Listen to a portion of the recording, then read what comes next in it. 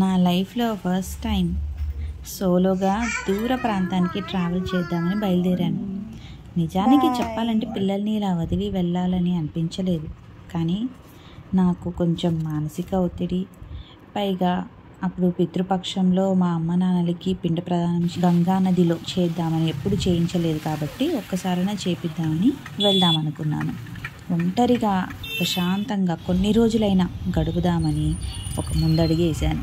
అసలు ఈ ప్రయాణం జరగడమే ఒక మిరకిల్ అనుకోవచ్చు. వెయిటింగ్ లిస్ట్లో ఉన్న టికెట్లు కన్ఫర్మ్ అవ్వకపోవటము, ఒక్కరోజు ముందు పథకాల్లో మళ్ళీ టికెట్ బుక్ చేయటము, అది కూడా బోర్డింగ్ పాయింట్ వరంగల్లో ఉండేసరికి అక్కడ అరగంట లేట్ వెళ్ళటము.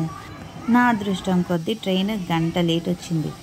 సో ఎలాగోలా దేవుడి మీద భారం వేసి, దేవుడా నువ్వే చూసుకో అని చెప్పేసి ఎలాగోలా చేరుకోవడం జరిగింది. వరంగల్ స్టేషన్ మాత్రం చాలా బాగా నచ్చింది, చాలా ప్రశాంతంగా అనిపించింది. ఇక్కడ కొండ దగ్గర ఏదో గుడి కనిపించింది, అక్కడ అందరూ ఫొటోస్ దిగుతున్నారు. సో నేను కూడా వెళ్ళి ఒక ఫోటో దిగుదామని నేను కూడా ఫోటో దిగేశాను. ఆ గుడి మాత్రం ఏదో ఒక రోజు విజిట్ చేద్దామని అనుకున్నాను, చాలా బాగుంది. ఇక ట్రైన్లో భోజనం మాత్రం పండిత్ అవస్థి భోజనాలయం నుంచి ఆర్డర్ పెట్టుకున్నాను. మీకేమైనా సౌండ్ వినిపించిందండి? నా గురక కాదండి. ఇక ఎలాగోలా మొత్తానికి ఢిల్లీలో అయితే దిగానండి.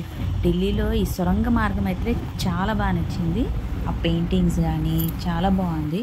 ఢిల్లీలో పొల్యూషన్ ఎక్కువ అంటారు, కాకపోతే నేను వెళ్ళిన ప్రదేశం మాత్రం చెట్లు ఎక్కువ, ఇంకా గ్రీనరీస్తో నిండి ఉందన్నమాట. ఇది మనం రెడ్ ఫోర్ట్ వెనక నుంచి రూట్ అనమాట. సో బ్యాక్ సైడ్ నుంచి కనిపించింది రెడ్ ఫోర్ట్. ఇంకా అక్కడ వాటర్ ఫౌంటైన్స్ కానీ చాలా బాగా అనిపించింది. ఎప్పుడో చిన్నప్పుడు మా నాన్నగారు తీసుకెళ్ళారు ఢిల్లీ, ఆ తర్వాత ఇదే వెళ్ళటం. ఇక మన ఎగురుతున్న జెండాని చూస్తే చాలా అద్భుతమైన ఫీలింగ్ వచ్చింది. ఇక అలాగా రెడ్ ఫోర్ట్ బ్యాక్ సైడ్ అయితే వచ్చేసాం మేము.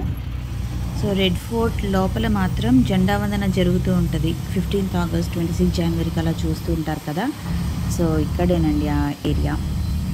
సో ఢిల్లీ స్టేషన్లో దిగిన తర్వాత ఒకవేళ రిషికేష్, హరిద్వార్ అలా వెళ్ళాలి అంటే మనం బస్ తీసుకొని వెళ్ళాలి.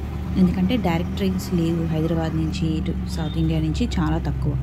సో అక్కడి నుంచి కాశ్మీరీ గేట్ అని ఒక బస్ స్టాండ్ ఉంది, చాలా పెద్ద బస్ స్టాండ్ అది. చాలా ప్లేసెస్కి వెళ్తూ ఉంటాయి బస్సెస్. సో ఇది స్టేషన్ లోపల. సో ఇక్కడ ఏమైందంటే ఇలా ఎస్కలేటర్ నుంచి వెళ్తుంటే నా చేతిలో ఉన్న ఫోన్, వీడియో తీస్తున్నాను కదా, ఓ చేతితో బ్యాగ్, ఓ చేతితో ఫోన్ పట్టుకుని ఉన్నాను. సడన్గా ఢమాల్ని పడిపోయిందండి. తీసుకొని చూశాను, ఫోన్ ముక్కలు అయిపోయింది అనుకున్నాను. డిస్ప్లే మాత్రం పగిలిపోయింది.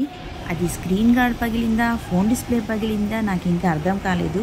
ఫోన్ డిస్ప్లేనే పగిలింది అనుకున్నాను, అంత ఎఫెక్ట్తో పడిందనమాట. అదొక్కటే కొంచెం హార్ట్ బ్రేక్ అనిపించింది.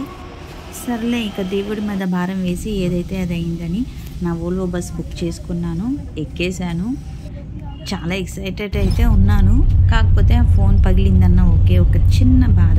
సర్లే ఏది జరిగినా మన మంచికి అనుకుని పాజిటివ్గా నేను మళ్ళీ హైదరాబాద్ తిరిగి వచ్చే వరకు ఫోన్ బాగుంటే చాలు దేవుడా అని అనుకున్నాను. సో నెక్స్ట్ వీడియోలో చూద్దాం. అంతవరకు బాయ్.